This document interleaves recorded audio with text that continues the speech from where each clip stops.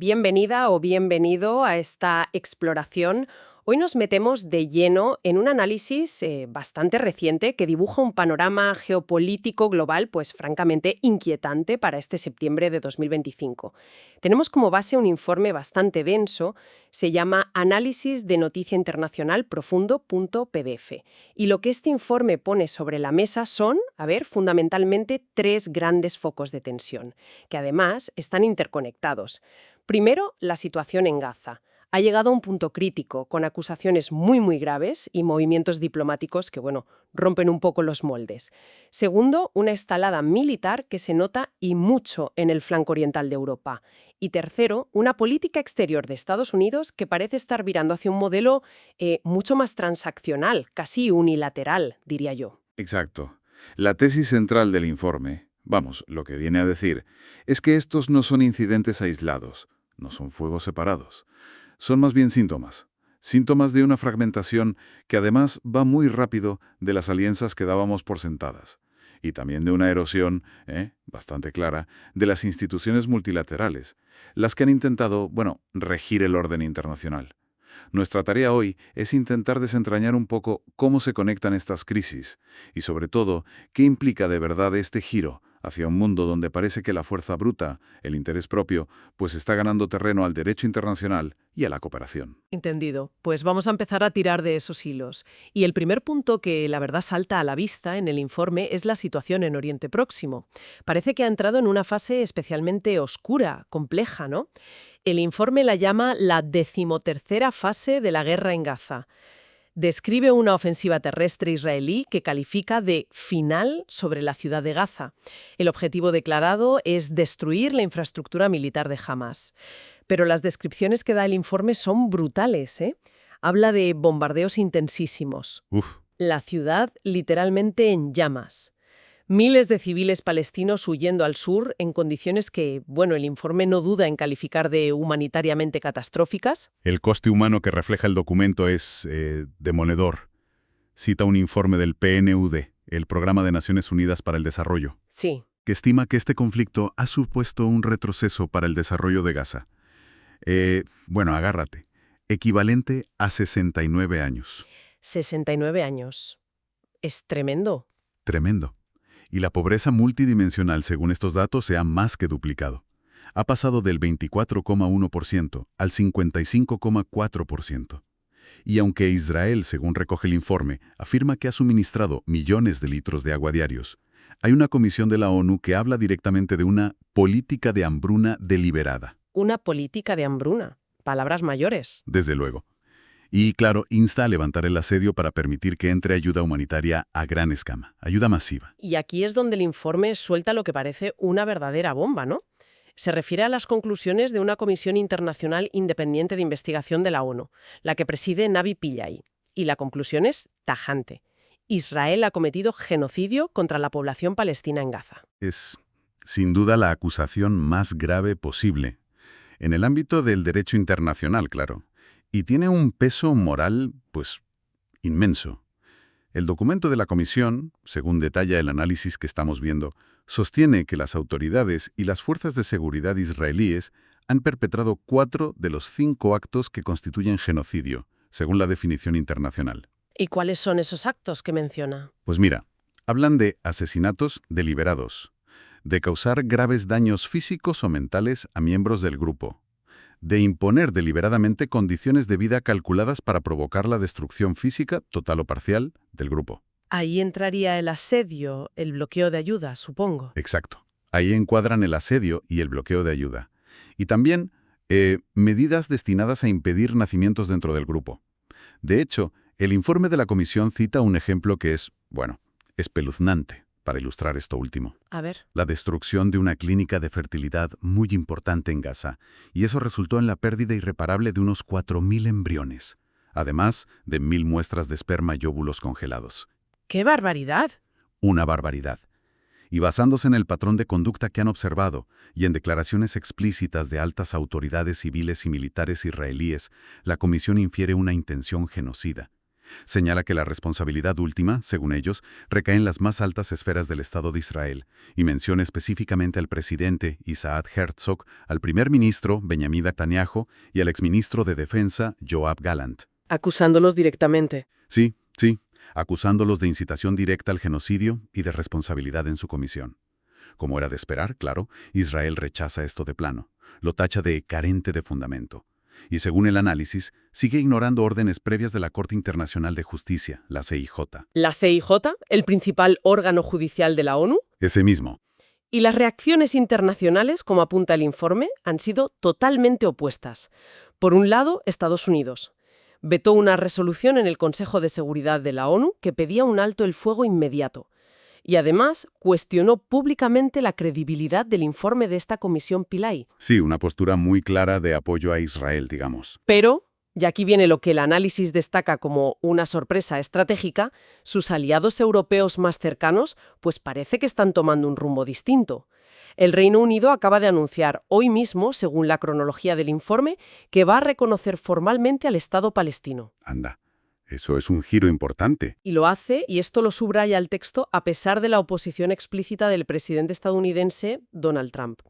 El viceministro británico David Lammy lo justifica como una forma de intentar mantener viva la solución de dos estados. Claro, la solución de dos estados que parece cada vez más. Exacto, algo que ven casi inviable por la destrucción masiva en Gaza y por la continua expansión de los asentamientos israelíes. Y ojo, que parece que no están solos. Francia y otros países europeos se estarían preparando para dar pasos similares. Esto es fascinante. Desde el punto de vista estratégico, es muy potente. ¿Qué implica que potencias europeas clave, como Reino Unido, decidan actuar de forma tan independiente en Oriente Próximo? Un escenario que tradicionalmente ha estado bajo una influencia estadounidense muy fuerte. El análisis sugiere que esto revela una determinación creciente en Europa, una determinación por forjar su propia autonomía, estratégica y diplomática. ¿Es solo una apuesta por la autonomía? ¿O quizás podría haber otros factores? No sé, presiones internas en esos países, o un intento de distanciarse de una política estadounidense que se percibe como demasiado unilateral, o, bueno, impopular en este tema concreto. El informe profundiza en esas motivaciones. Bueno, el informe lo interpreta principalmente como una respuesta a dos factores clave. Por un lado, la parálisis que perciben en foros como el Consejo de Seguridad, que está bloqueado por los vetos. Ya. Y por otro, la imprevisibilidad de la actual política exterior estadounidense. Ante eso, pues Europa parece estar intentando crear un nuevo eje de presión diplomática, quizás, como sugiere el análisis, posicionándose como una especie de modelo anti-Trump en la gestión de crisis internacionales, buscando preservar principios multilaterales y soluciones basadas en el derecho internacional, como la de los dos estados. Para poner las fechas en perspectiva, que ayuda a entender el ritmo, el informe nos recuerda que el detonante fue el ataque de Hamás del 7 de octubre de 2023. Sí. El informe de la ONU sobre genocidio se publica el 16 de septiembre de 2025, hace apenas unos días. Y este anuncio británico llega justo ahora, 21 de septiembre de 2025. Claramente los acontecimientos se están precipitando mucho. Sí.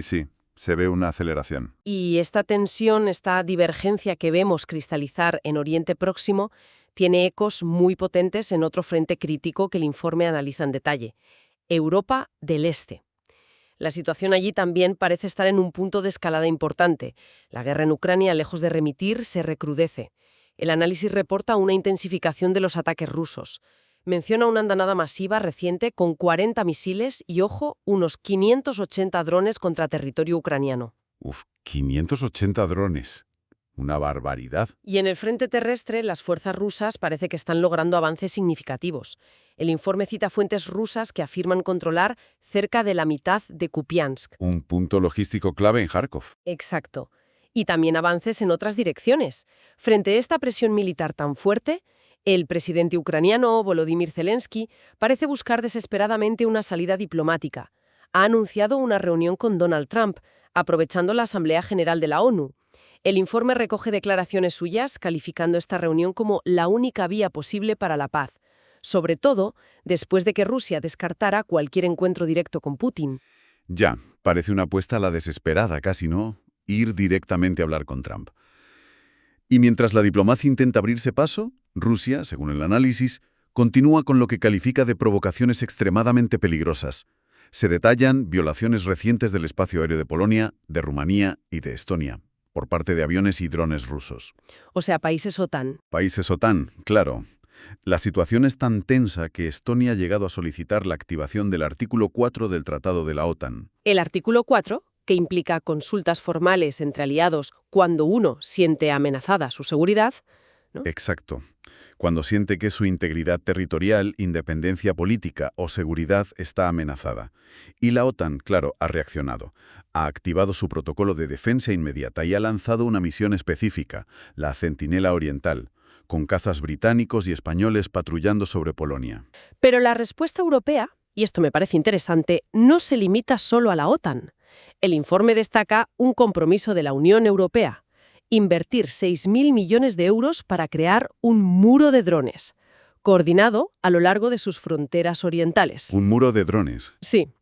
Y lo llamativo es que planean usar tecnología desarrollada en Ucrania, tecnología que describen como eficaz y asequible. Pues esto tiene una lectura estratégica muy importante, no es solo una medida defensiva, táctica. El proyecto del muro de drones, tal como lo presenta el análisis, materializa ese deseo europeo de reforzar su seguridad de forma autónoma, con sus propios medios, su propia tecnología. Una especie de autonomía estratégica en acción. Exacto. Es un enfoque industrial conjunto, casi una política industrial de defensa, que convierte un desafío táctico inmediato, la amenaza de drones y misiles rusos, en un catalizador para una mayor integración y para más autosuficiencia en materia de defensa. El objetivo, según dice el informe, es evitar que Rusia pueda explotar las debilidades de una postura defensiva europea que esté fragmentada. Europa está, de facto, construyendo su propia arquitectura de seguridad, más independiente de otros actores. Y aquí es donde la conexión con la política estadounidense se vuelve especialmente reveladora, ¿verdad?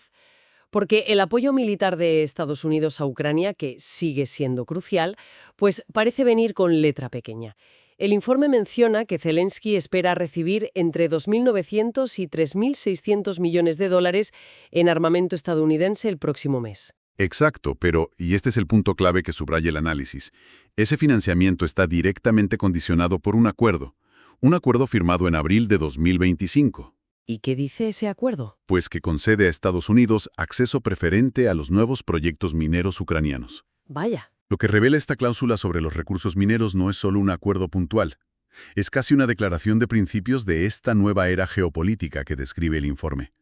La seguridad ya no se ve como un bien común global, o un apoyo desinteresado a un aliado. Se ve como una inversión, con un retorno económico esperado y tangible. Clarísimo. La defensa de Ucrania se enmarca explícitamente como una inversión estratégica ligada a recursos naturales críticos.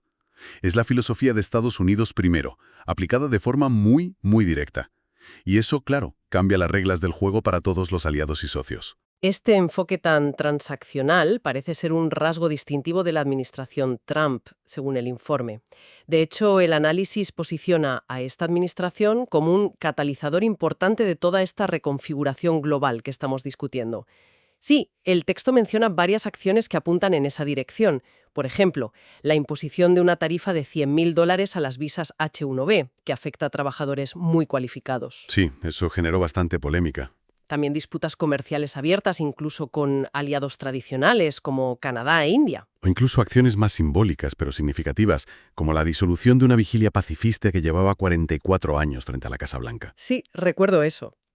Todo esto, argumenta el informe, proyecta una imagen de enfoque muy personalista, impredecible, y, de alguna manera, fuerza a los aliados a buscar alternativas, a no dar por sentada la relación con Washington. Y la figura del propio presidente estadounidense parece haberse vuelto absolutamente central en todo esto. El informe destaca cómo líderes mundiales, como el propio Zelensky, buscan ahora audiencias directas con él. Es casi como si la diplomacia global tuviera que navegar la marca personal del presidente más allá de los canales institucionales de siempre. Curioso. Incluso eventos de política interna estadounidense como la asistencia del presidente al funeral del activista conservador Charlie Kirk se mencionan en el análisis por su impacto en la agenda presidencial y por tanto en las interacciones internacionales. Todo parece girar mucho en torno a él. Ahora bien, el informe también señala una aparente contradicción, o al menos una dualidad en cómo Estados Unidos está abordando los dos grandes conflictos que hemos mencionado: Gaza y Ucrania. Por un lado, en Gaza mantienen una línea dura: apoyo a la ofensiva israelí, veto al alto el fuego en la ONU. Sí, una línea muy firme. Mm. Y por otro lado, en Ucrania, el secretario de Estado, Marco Rubio, según el informe, ha propuesto públicamente una tregua y el inicio inmediato de negociaciones. Una oferta que Ucrania, que está bastante necesitada de un respiro, ha aceptado como un posible camino hacia una paz duradera y sostenible, aunque Rusia, por ahora, la ha rechazado de plano. ¿Ofrece el informe alguna explicación para esta diferencia de enfoque tan marcada? Porque parece casi, no sé, esquizofrénico. Sí, llama la atención.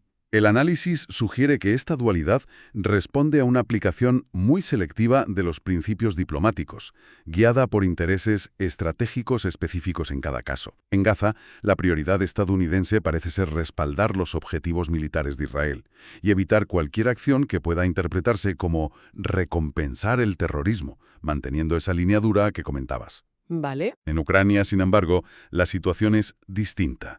Se enfrentan a un conflicto prolongado, muy costoso, y contra una potencia nuclear como Rusia.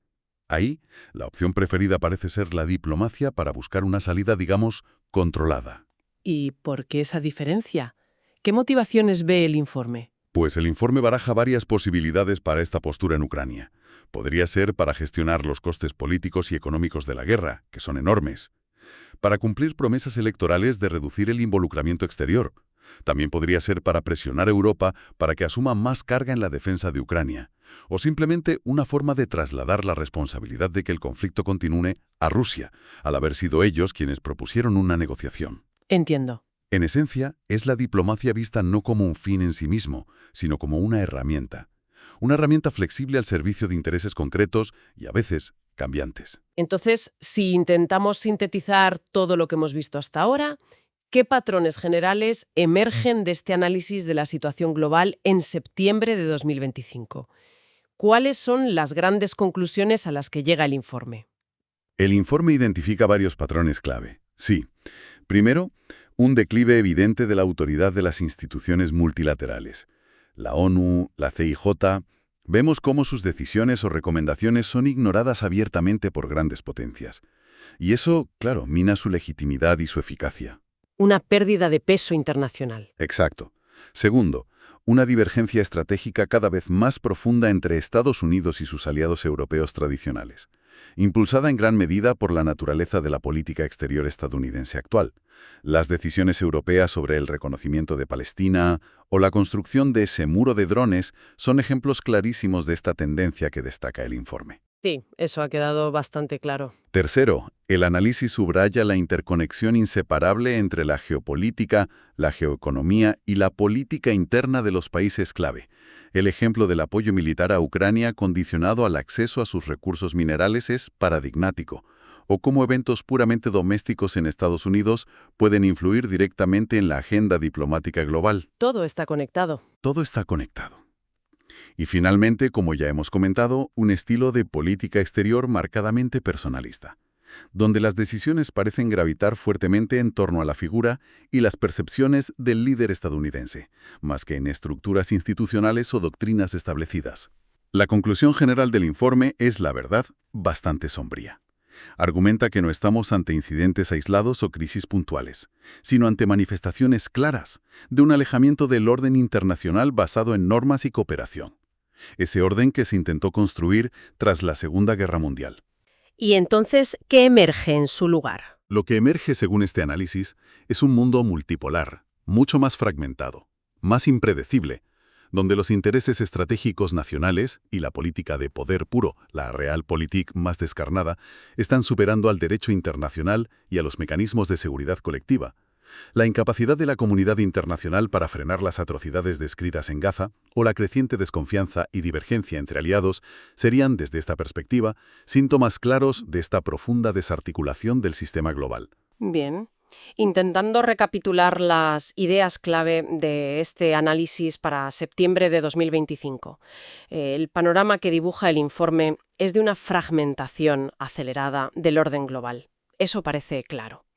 Vemos crisis agudas y además entrelazadas en Gaza y Ucrania, con consecuencias humanitarias y estratégicas enormes. Enorme, sí. Observamos un cambio muy significativo en la relación entre Estados Unidos y Europa, con una Europa que busca, quizás un poco a la fuerza, una mayor autonomía estratégica. Se ve obligada, en parte. Y todo ello bajo el paraguas de una política internacional que se percibe como cada vez más transaccional, unilateral y muy centrada en la figura del poder ejecutivo estadounidense. El informe también se aventura a ofrecer algunas perspectivas de futuro, aunque siempre con cautela, claro. Sugiere que el conflicto en Gaza probablemente se va a prolongar, lo que agravará aún más la crisis humanitaria y aumentará la presión diplomática internacional, especialmente sobre Israel y Estados Unidos. Más presión. El futuro inmediato de la guerra en Ucrania parece depender crucialmente de la dinámica que se establezca entre Estados Unidos y Rusia, con esa reunión prevista entre Zelensky y Trump como un posible, aunque bastante incierto, punto de inflexión. Habrá que estar atentos a esa reunión. Sin duda. Y a más largo plazo, el proyecto europeo del muro de drones, si tiene éxito, pues podría convertirse en un modelo para otras iniciativas regionales de seguridad autónoma en otras partes del mundo. El análisis original, según se indica, también incluía una sección con recomendaciones para los responsables políticos. No vamos a detallarlas aquí, pero básicamente insisten en la necesidad de adaptarse a esta nueva realidad geopolítica. ¿En qué sentido? Pues reconocer la naturaleza transaccional de la política estadounidense actual y actuar en consecuencia, invertir en capacidades de defensa propias autónomas, explorar y fortalecer canales diplomáticos alternativos, quizás más regionales o bilaterales, y monitorizar muy de cerca la política interna de las grandes potencias, ya que parece ser un motor cada vez más determinante de los acontecimientos globales. Vale, muy claro. Y para terminar, quizás una reflexión final, algo que se desprende del fuerte énfasis que pone el informe en la erosión del orden basado en normas. Si las instituciones internacionales como la ONU o la CIJ pierden autoridad y credibilidad, y si las alianzas tradicionales se vuelven cada vez más un cálculo frío de intereses inmediatos, de transacciones puntuales, la pregunta fundamental que plantea este escenario es: ¿qué mecanismos efectivos nos quedan realmente para prevenir, gestionar o resolver conflictos a gran escala? Buena pregunta. ¿En qué podemos confiar para mantener una cierta estabilidad global? Es una pregunta incómoda, sí, pero me parece esencial para el futuro que parece dibujarse según este análisis.